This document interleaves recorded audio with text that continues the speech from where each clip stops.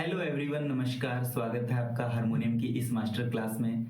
अगर आप हारमोनियम बजाना सीख रहे हैं या फिर आप हारमोनियम बजाना सीखना चाहते हैं तो ये वीडियो आपके लिए बहुत इम्पोर्टेंट रहेगी। इस क्लास में मैं आपको बताऊंगा कि किसी भी स्वर से हम एक सॉन्ग को कैसे हारमोनियम पर बजा सकते हैं। तो सबसे पहले आप मेरे चैनल को सब्सक्राइब ज़रूर कर लीजिएगा, लाइक कर दीजिएगा। तो आइए स्टार्ट करते हैं हारमोनियम की इस मास्टर क्लास को। याद पिया की आए।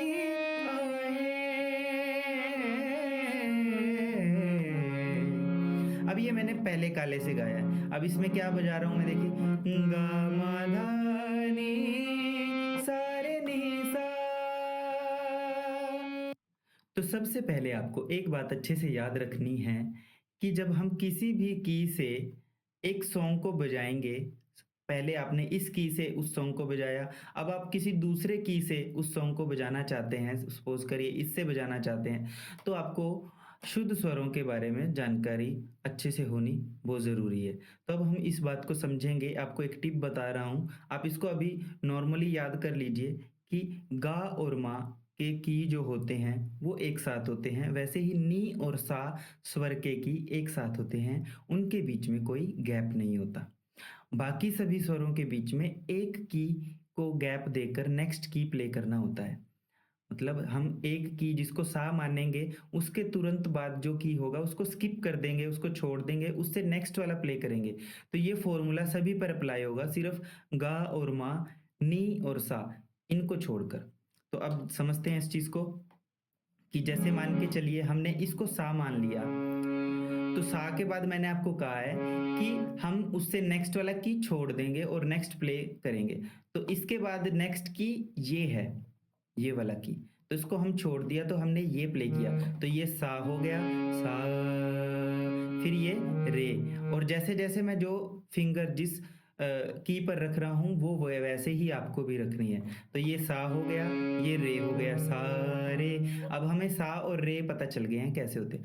अब वैसे ही रे और गा के बीच में एक की को छोड़ना है। तो रे अगर ये है तो इस की को छोड़ा हमने, तो नेक्स्ट की गा हो गया। इसको बजाना है थंब से, सा रे गा, ऐसे देखिए। ये इसलिए होता है क्योंकि जब हम ऊपर की तरफ जा रहे हैं तो हमारा हाथ ऊपर की तरफ फ्री होना चाहिए, कि जो हमारी फिंगर्स हैं वो फ्री रहें, ताकि वो हमारा हाथ मुड़े ना। अगर मैं इसकी जगह ऐसे कर देता, सा रे गा, इसकी इस फिंगर से गा को प्ले कर देता, अब देखिए मेरा हाथ मुड़ जाएगा, तो ऐसे में फिर मेरा हाथ फास्ट नहीं चल पाएगा, तो मैं फास्ट प्ले नहीं कर पाऊंगा। तो जैसे जैसे मैं बता रहा हूँ वैसे वैसे आप फॉलो करिए।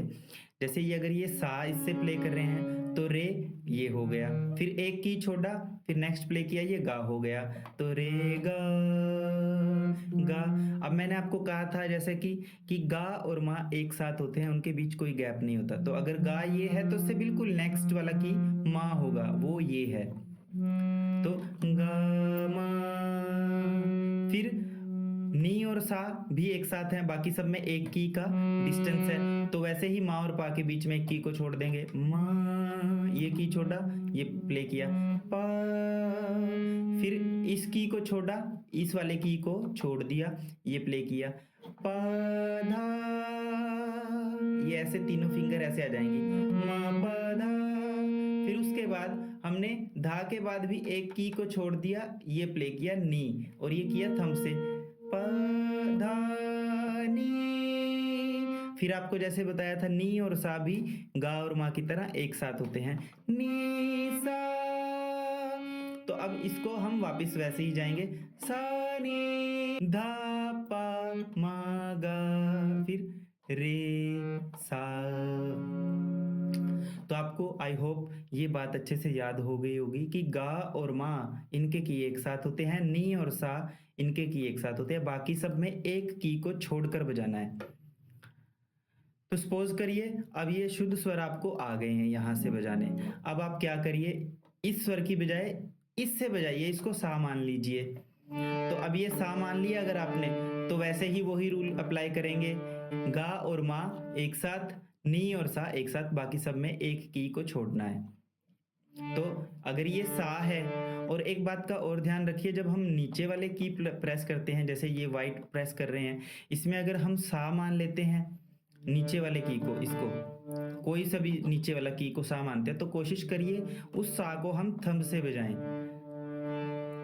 ये एक तरह से प्रो टिप है आपके लिए। तो ये हो गया सा। उसके बाद नेक्स्ट हमें स्किप करना है। इसको स्किप किया हमने, रे को स्किप किया, इसको स्किप किया, ये नेक्स्ट वाला बजाया, तो ये रे बन गया। इसके हिसाब से रे ये हो गया। तो सा रे, फिर एक की छोड़ा रे के बाद नेक्स्ट प्ले किया रे गा। अब ये गा ये है, ठीक है। अब इसके बाद मैंने आपको बताया था गा और मा एक साथ होते हैं। अब इसके तुरंत बाद ऊपर ऊपर की तरफ कौन सा की है, वो है ये वाला। ये देखिए यहाँ से यहाँ तक का पूरा ये होता है, ठीक है। तो ये माना जाएगा की। तो ये सा रे गा मा। अब मा को भी मैंने थंब से बजाया, देखिए सा, फिर रे गा मा। सीधा सा रूल ये है कि आपका हाथ जो है वो मुड़ना नहीं चाहिए। आपके जो फिंगर्स हैं वो फ्री रहें थोड़े से ज़्यादा, जब आप पूरे यूज़ कर लें। जैसे सा रे गा, अब ये देखिए मैंने मेरे ये फिंगर रह गए सिर्फ 2, ये जिसमें रिंग है और ये। तो अब मैं क्या कर रहा हूँ, मैं थंब को यूज़ कर रहा हूँ आगे जाने के लिए, क्योंकि ये नीचे का स्वर है, ये नीचे वाला की है, ब्लैक वाला नहीं है, ये व्हाइट वाला है। तो इसको थंब से प्ले करूँगा तो मेरा हाथ जो है आगे बिल्कुल फ्री हो जाएगा। ये देखिए ये हाथ जो है मेरा बिल्कुल फ्री हो जाएगा। तो अगर माँ ये है, उसके बाद फिर दोबारा एक की को छोड़ा तो पा ये हो जाएगा। एक की को इसको छोड़ देंगे तो ये नेक्स्ट ये वाला आएगा, तो ये धा हो गया। धा के बाद एक की छोड़ना है, ये छोड़ दिया हमने, उससे नेक्स्ट वाला प्ले करेंगे, ये नी हो गया। फिर उसके बाद वही रूल कि नी और सा एक साथ होते हैं। तो नी अगर ये है तो सा नी सा, तो क्या बन गया फिर ये सा रे गा मा पा धा नी सा। फिर नी बजाया मैंने इससे, रिंग फिंगर से नी, फिर धा इससे बजाया मिडिल फिंगर से, फिर पा बजाया मैंने फर्स्ट फिंगर से, इससे इंडेक्स फिंगर से, फिर मा गा रे सा। तो देखिए मैंने आपको 2 अलग-अलग की से शुद्ध स्वरों को बता दिया। अब आपके मन में एक क्वेश्चन और आ सकता है कि मैंने आपको कहा है कि सा और रे के बीच में एक की को छोड़ते हैं, तो वो की को क्यों छोड़ा जा रहा है? अगर ये क्वेश्चन है तो मैं उसके बारे में बता दूं कि जो हम बजा रहे हैं वो शुद्ध स्वर बजा रहे हैं, और हमने टोटल 7 स्वर शुद्ध बजाए हैं, और एक सप्तक में टोटल 12 स्वर होते हैं एक तरह से। तो सा रे गा मा पा धा नी, ये 7 हो गए स्वर। बाकी जो बचे हैं वो 5 जो हैं वो विकृत स्वर होते हैं। विकृत स्वर क्या होते हैं? जो अपने शुद्ध स्थान से ऊपर या नीचे की तरफ मूव करते हैं, उनको विकृत बोल दिया जाता है। तो अब एक बात और समझेंगे हम कि सा और पा, इनका कोई दूसरा रूप नहीं होता। बाकी जो कीज़ होते हैं उनके दूसरे रूप भी होते हैं। जैसे सा अगर ये है तो सा ये ही रहेगा, और दूसरा कोई सा नहीं आएगा, ठीक है। तो अब इस बात को हम थोड़ा-सा और हाइलाइट करेंगे कि जैसे हमने सा के बाद रे बजाया है, रे, तो मैंने आपको बताया है कि विकृत स्वर होते हैं। तो जो विकृत स्वर होते हैं, अगर आप कॉपी पेन लेकर बैठेंगे ज़्यादा अच्छा रहेगा। आप इसको अच्छे से समझ भी सकते हैं और लिख भी सकते हैं। विकृत स्वर जो हैं वो 2 तरह के होते हैं। एक होते हैं कोमल और एक होते हैं तीव्र। कोमल स्वर वो होते हैं जो अपने मूल स्थान से नीचे की तरफ आ जाते हैं।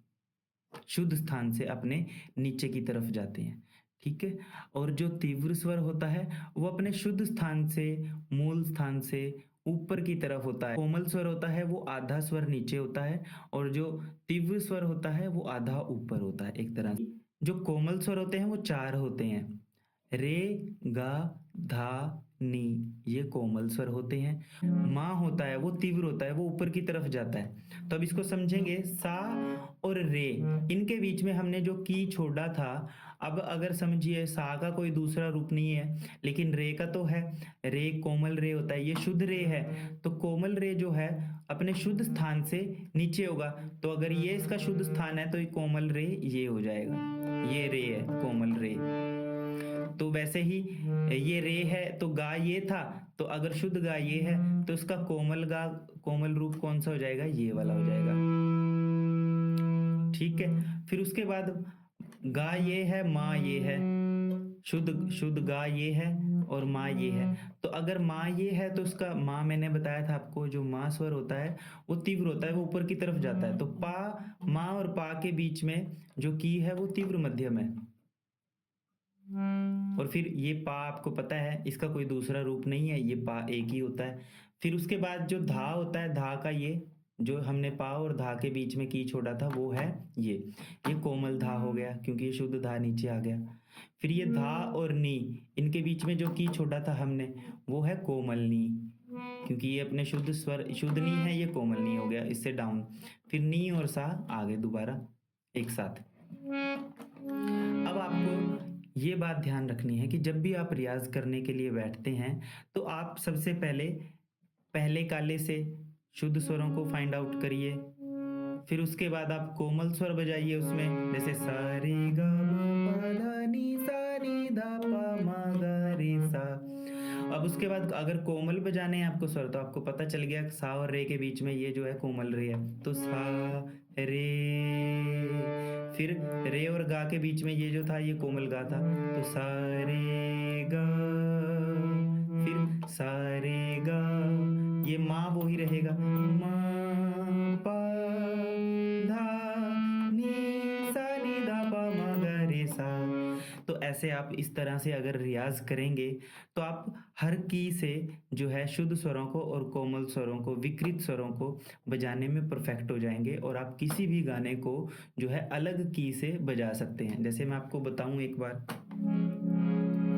जैसे मैं पहले काले को सा मानकर अगर कोई गाना गाता हूँ, जैसे मैं ये गाना गा रहा हूँ, याद पिया की आए। अब ये मैंने पहले काले से गाया है। अब इसमें क्या बजा रहा हूँ मैं, देखिए गा मा धा नी सा रे नी सा, ये बजाया मैंने। अब मुझे सरगम इसकी पता चल गई है, अब मैं किसी दूसरे स्वर से जब इसको बजाऊँगा, तो अगर मैं यहाँ से बजाऊँ इसको, अगर मैं इसको सा मान लूँ, तो इसके सा के अकॉर्डिंग ये रे हो गया और ये गा हो गया।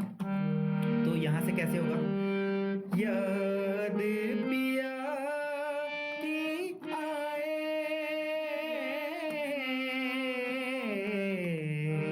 तो स्वर क्या, वही स्वर वही रहेंगे, बस हमारा स्केल हाई हो गया, ग म ध नि सा रे नि सा। अगर आपको इसमें फिर भी कुछ डाउट लगता है तो आप मुझे कमेंट ज़रूर करिए ताकि मैं उसका सॉल्यूशन आपको बता सकूं। तो अब आपको ये फॉर्मूला जो मैंने आपको बताया कि गा और मा एक साथ होते हैं, वैसे ही नी और सा एक साथ होते हैं, इनके बीच में कोई गैप नहीं होता। बाकी सभी स्वरों के बीच में एक की के गैप को हम रखते हैं, जैसे सा के बाद एक की का गैप, फिर ये बजाया, इसको छोड़ दिया हमने, सा अगर ये है इसको छोड़ दिया, ये बजाया रे, तो सा रे। अब इसको हम और जगह अप्लाई करें, अगर सपोज करिए मैंने इसको सा मान लिया, सा, तो वैसे ही नेक्स्ट की को हम छोड़ देंगे, ये नेक्स्ट बजाएंगे तो ये रे बन जाएगा, सा रे। फिर इसको छोड़ देंगे, ये गा बन जाएगा, गा सा रे गा। फिर वही बात, गा और मा एक साथ होते हैं, तो आप बताइए गा अगर ये है तो इससे बिल्कुल नेक्स्ट वाला जो है मा होगा, तो वो ये स्वर होगा, मा सा रे गा मा। तो थैंक यू सो मच, आप सबने ये वीडियो देखी और मुझे पूरा यकीन है कि आपको ये वीडियो अच्छी लगी होगी और वैल्यूएबल रही होगी। मैंने अपना एक और यूट्यूब चैनल बना रखा है रोहित तड़ाका के नाम से, तो आप उसको भी सर्च करिए। वहाँ पर मैंने अपने भजन और अपने सॉन्ग्स को अपलोड कर रखा है, जो मैं कवर सॉन्ग्स बनाता हूँ वो भी अपलोड है। प्लीज़ सब्सक्राइब करना मत भूलिएगा और लाइक शेयर ज़रूर कीजिएगा अगर आपको ये वीडियो वैल्यूएबल लगती है और आपको इससे थोड़ी बहुत नॉलेज मिलती है। जी।